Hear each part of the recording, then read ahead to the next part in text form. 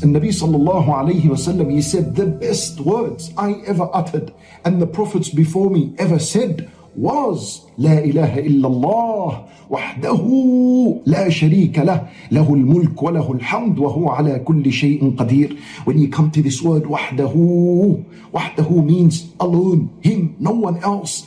This wallahi, this word wahdahu is like a sharp knife that cuts everything in the heart besides Allah subhanahu wa ta'ala. It cuts the desires, the evil desires, the temptations, the sins, the addictions that a person has upon the haram, the evil and the bad habits and the traits in the heart of envy and jealousy and hatred and animosity and so on. All of that is cut with the word wahdahu. When you say this word wahdahu, which means that only Allah is worthy of worship alone by himself. So reflect over this word when you come to it and say it. Allahu Akbar. Lahul mulk. To him belongs everything. Lahul mulk. Allahu Akbar. You're going to realize at this word, lahul mulk, how insignificant you are. That we don't own anything. Allah Azza wa Jal owns everything. Even the heart that's within us. Allah Azza wa Jal owns it and He turns it the way He wants. So at that moment, ask Him, Oh Allah, keep my heart steadfast and firm upon your deen. Lahul mulk. وَلَهُ الْحَمْدِ. To him belongs all praise. وَهُوَ عَلَى كُلِّ شَيْءٍ قَدِيرٌ.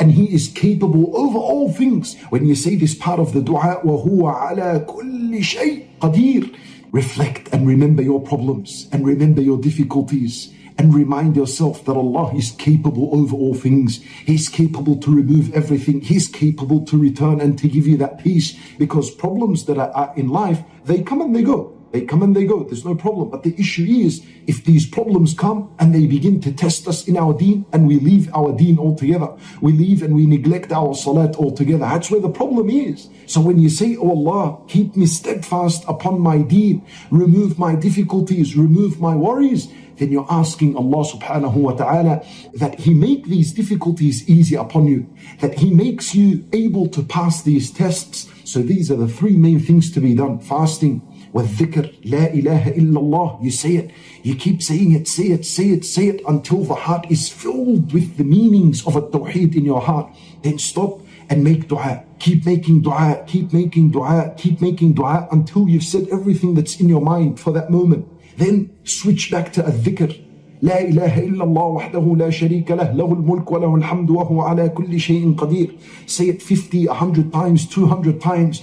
Once you feel that the heart is full and it's charged with the tawheed of Allah, move on now to a dua and make dua once again. And then move from a dua back to a dhikr and spend the entire day like this, alternating between dua, between at-tahleel. And if you start getting bored, وَلَا حَوْلَ وَلَا قُوَّةَ إِلَّا بِاللَّهِ. But this is the reality. We begin to get bored. You know why? Because we have not experienced the sweetness and the beauty of seclusion with Allah subhanahu wa ta'ala. That's why we get bored. So if that feeling begins to take over you, then switch, pray, get up and pray. Between Dhuhr and Asr is a time where you can pray. After Asr, it's not allowed to pray. So pray after Dhuhr to Salat al-Asr, to pray some raka'at. This is a permissible time to make extra nafil, to pray. Do some Quran, do some general adhkar and dhikr. Yani alternate, give a sadaqah, remember the poor, remember the needy. Do something good for your parents if they're still alive. If they're not, make dua that Allah Azza wa Jal forgive them and widen their grave and illuminate their grave with light, and that Allah shower His mercy and His blessing upon them. Do something, move from one worship to another. This is one of the best solutions for someone that becomes bored and gets bored of a certain worship or a certain routine. So mix up and move around in these worships.